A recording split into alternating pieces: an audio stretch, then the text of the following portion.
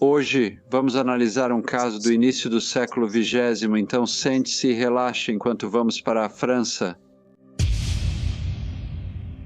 Marthe Elberding nasceu em 1896 em Paris. Ela foi a quarta filha de Sr. Nicolas Elberding e sua esposa, Marie. Ela tinha 2 irmãos, 2 irmãs e seu pai era trabalhador de metal ornamental numa grande empresa do leste da cidade, enquanto sua mãe era faxineira.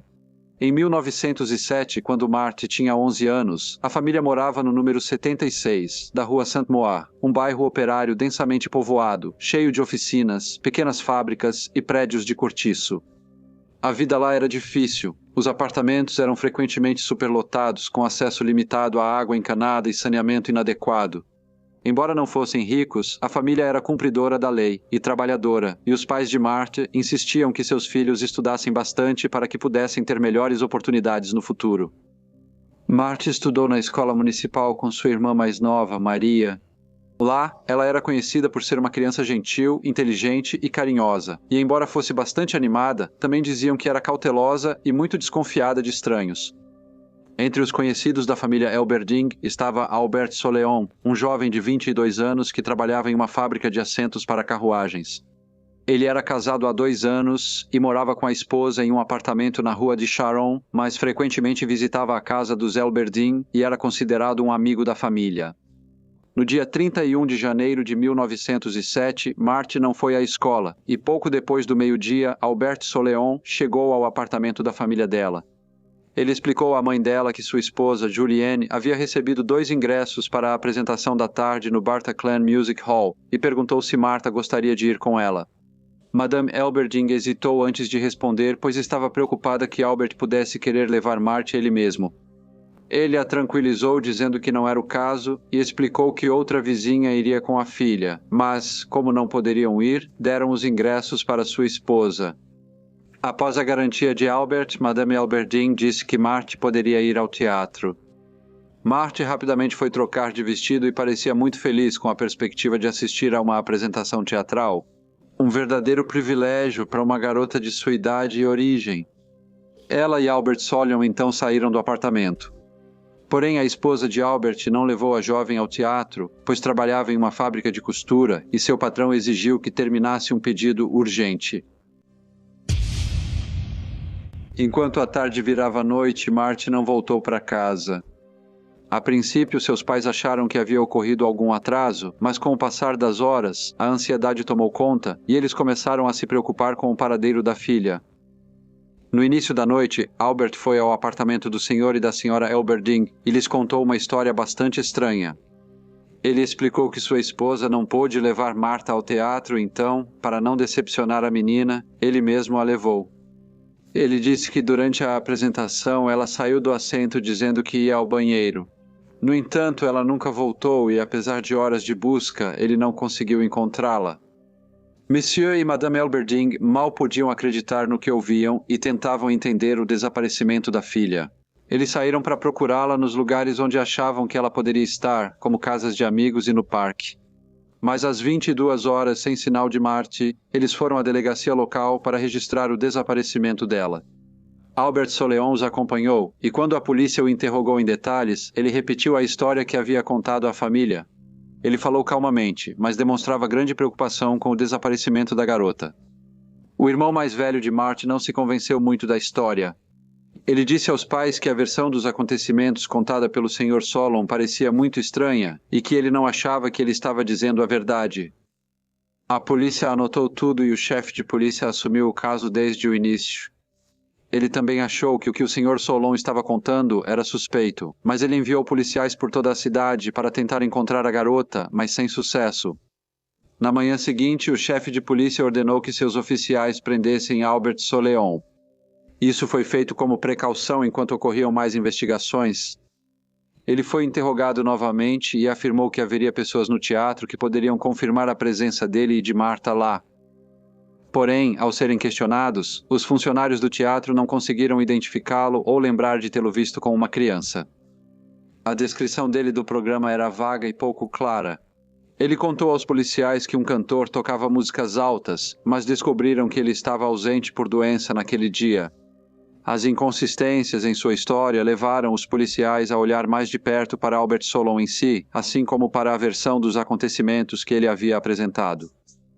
Ao investigar seu passado, a polícia descobriu que ele já fora condenado por abuso de confiança após forçar a esposa à prostituição e, em 1906, tentou se aproveitar de sua cunhada enquanto a ameaçava com uma faca. Apesar das condenações anteriores e de ninguém confirmar que o viram no teatro, Alberto continuou afirmando que seu depoimento era verdadeiro. Sem sinal da garotinha, a investigação continuou lentamente. Só no dia 8 de fevereiro a investigação tomou um rumo diferente, quando uma testemunha importante apareceu. Uma costureira que morava no número 122 da rua de Charron, em frente à casa do Sr. Soleon, afirmou que o conhecia e disse aos policiais que o viu com Marty. Às 14h20, em frente a uma banca de jornais no Boulevard Voltaire, a testemunha, chamada Madame Leps, disse aos policiais que sabia o horário porque estava voltando de fazer compras. E alguns minutos depois, quando já estava de volta ao seu apartamento, ela olhou pela janela e viu Albert e uma moça conversando e rindo. Ela afirmou ter certeza de que a moça era Marty. A polícia agora tinha provas de que Albert Soleon não tinha ido ao teatro no dia 31 de janeiro e o confrontou sobre a declaração feita pela Madame Leps. Ao fazerem isso, ele ficou pálido e começou a tremer. Após uma breve hesitação, ele então declarou que desejava confessar. Ele admitiu que não tinha levado Marty ao teatro, mas sim a tinha levado para seus apartamentos ali. Ele disse que foi tomado por impulsos violentos e perdeu o controle de si mesmo. Ele contou aos policiais que, quando ela gritou, ele a estrangulou na tentativa de silenciá-la e, alguns momentos depois, percebeu que ela estava morta. Quando os policiais perguntaram o que ele fez em seguida, Alberto respondeu que embrulhou cuidadosamente o corpo de Marta em um pano de embalagem, amarrando-o firmemente para que pudesse ser carregado sem o risco de escorregar. E então ele deixou seus aposentos. Ele disse que carregou o corpo embrulhado pelas ruas e embarcou em um bonde para atravessar a cidade. Agora, com uma expressão bastante solene, ele disse que chegou à Gare de l'Est, onde foi direto ao guarda-volumes e depositou o pacote. O chefe de polícia Ramar considerou a história notável. Ao ser questionado, Alberto disse que achou ser a melhor forma de evitar que o corpo fosse rastreado até ele. Com essas informações, a polícia foi à delegacia com um médico chamado para examinar o corpo da jovem Marta. Ao entrarem no depósito de bagagens, eles se depararam com uma cena que correspondia ao relato de Alberto Soleon. Eles chegaram ao local indicado por ele e tudo coincidia com sua descrição. Os membros estavam encolhidos e os joelhos junto ao peito, como se o corpo tivesse se comprimido. A amarração havia sido feita com perícia, não deixando espaço para movimentos e dando a impressão de um arranjo cuidadoso e deliberado, em vez de um ocultamento apressado. Todos os presentes ficaram horrorizados com a cena macabra, mas o médico conseguiu providenciar o transporte do corpo para o necrotério, onde seria realizada uma autópsia. Quando o corpo chegou, jornalistas já estavam do lado de fora, tentando obter qualquer detalhe sobre o crime, como sempre. Os espectadores protestaram contra a falta de consideração demonstrada com os pais enlutados da garotinha falecida. Apesar disso, os profissionais de saúde prosseguiram com a autópsia e logo toda a extensão da violência infligida a Marta foi revelada. Ela havia sido violentada, estrangulada e, por fim, esfaqueada no coração. Albert Soleon foi acusado pelo assassinato dela. Nas ruas de Paris, as pessoas falavam de pouco mais, e um lamento pela pequena Marta era vendido por vendedores ambulantes, e seus versos tristes eram cantados pelos bairros. No funeral dela, realizado em 14 de fevereiro, no cemitério de Patan, uma multidão estimada em mais de 50 mil pessoas acompanhou o caixão, suas emoções uma mistura de tristeza e raiva. 6 carros foram usados para transportar os muitos buquês e coroas enviados por enlutados anônimos, sinal visível do choque e da tristeza que dominaram a cidade. Em meio à multidão, os parisienses se aglomeravam atrás do cortejo, prestando suas homenagens à criança. Marty usava branco, com coroas de margaridas brancas repousando em sua testa. Um crucifixo de marfim estava preso ao pescoço por uma fita azul clara. O cortejo avançava lentamente pelas ruas e às 11 horas parou em frente à casa dela. As ruas e arredores estavam lotados, principalmente de mulheres que vieram assistir a um funeral, e a dimensão da presença refletia o luto coletivo da cidade e o profundo impacto da trágica morte de Martha. Em uma época em que crimes violentos já enchiam os jornais, agora havia um medo ainda maior pela segurança pública. O caso do assassinato de Martha Elberding havia provocado uma tempestade na mídia. Le Petit Parisien, o jornal mais lido da França, liderou a cobertura. Eles relataram a história com uma intensidade implacável e capturaram a atenção e a indignação sentidas por todos. O julgamento começou em julho de 1907 e o processo causou sensação em toda a França. A defesa tentou argumentar que seu cliente havia cometido o ato por ser insano. No entanto, nos meses que antecederam o julgamento, os médicos realizaram um exame minucioso de seu estado mental e determinaram que ele estava em pleno gozo de suas faculdades mentais. Quando Albert Soleon foi levado ao tribunal, ele confirmou isso. Ele nasceu em 3 de janeiro de 1881 na cidade de Nevers, mas agora morava em Paris, onde trabalhava fazendo assentos de carruagem. Sua voz mal era audível durante o interrogatório e quando um espectador gritou bandidos, ele abaixou a cabeça e não disse nada. Em resposta no tribunal, ele repetiu a declaração que havia dado à polícia. Disse aos presentes que, quando a criança descobriu que sua esposa não estava em casa, ela começou a chorar. Ele afirmou que tentou acalmá-la, mas quando ela continuou chorando, ele apertou sua garganta para silenciá-la, mas fez isso com muita força e ela morreu. Quando perguntado sobre outras coisas que ele poderia ter feito, ele negou responsabilidade por elas, e ao ser questionado sobre o ferimento de faca, afirmou que não foi ele quem o causou. O juiz disse a ele que, para o seu próprio bem, deveria confessar e contar toda a verdade, ao que Alberto respondeu: "Acabei de contar." A primeira testemunha chamada foi um médico que realizou o exame inicial do corpo, e ele forneceu um relato detalhado dos ferimentos que a jovem havia sofrido. Em seguida foi ouvido o médico que examinou o acusado e determinou que ele não era insano. Quando o advogado de defesa questionou a relevância dos laudos médicos sobre sanidade, o médico explicou que ser louco é apenas um termo geral. Se perguntam se um homem ou mulher é louco, ele não responde. Mas se perguntam se tem doença mental, ele pode opinar profissionalmente. A mãe de Marthe também foi chamada para depor. Vestida de preto, ela parecia visivelmente abalada, sua dor era evidente para todos no tribunal. Ela falou sobre a gentileza com que Albert Soleon havia sido tratado por ela e por seu marido, e relatou as circunstâncias em que ele levou Martha. Ela contou como ele voltou depois, alegando que sua filha simplesmente havia desaparecido. As palavras dela impactaram os presentes, gerando murmúrios de simpatia na galeria. Até o juiz e funcionários do tribunal ficaram visivelmente abalados com a angústia da mãe.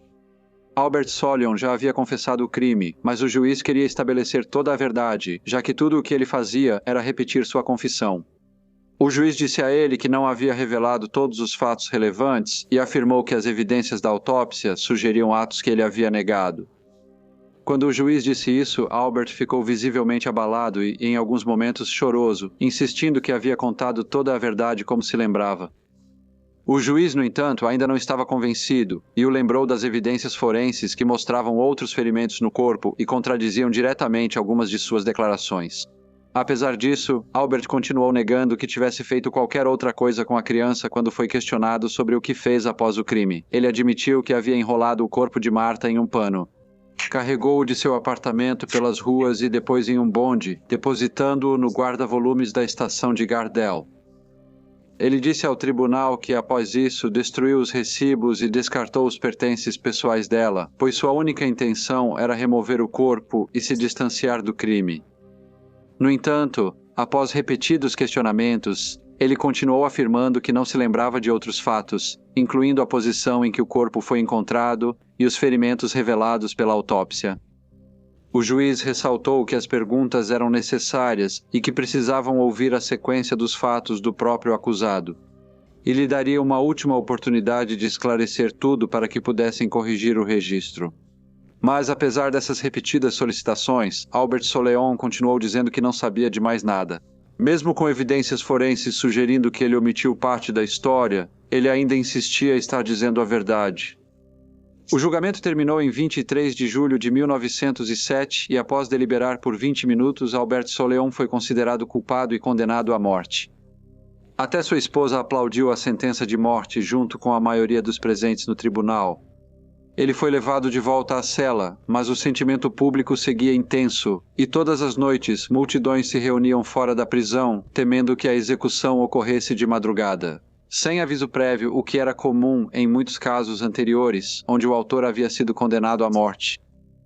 2 meses depois, em 13 de setembro de 1907, o presidente francês, presidente Fallières, comutou a sentença de Albert para prisão perpétua. O presidente era um conhecido opositor da pena de morte. Mesmo assim, isso provocou uma tempestade imediata na imprensa e gerou uma ampla indignação pública. O jornal Le Petit Parisien chegou a organizar uma pesquisa com os leitores, coletando quase 1,5 milhão de respostas, das quais 74% eram a favor da manutenção da pena de morte. Como resultado da comutação da sentença, Albert foi enviado para a colônia penal de Ile Royale, uma ilha na costa da Guiana Francesa. Lá, a barbaridade do seu crime o deixou socialmente isolado, e ele se tornou alvo de ataques de outros prisioneiros. Depois de alguns anos, ele ficou fraco devido às condições severas e apresentou sinais de loucura. Ele morreu de tuberculose em maio de 1920. Embora o presidente Fallières tenha buscado acabar com a pena de morte, a pena capital continuou a existir na França até sua abolição em outubro de 1981. Olá a todos e muito obrigado por ouvirem. Como de costume, por favor, deixem qualquer comentário ou sugestão que vocês tenham, e espero ver todos vocês novamente no próximo breve caso.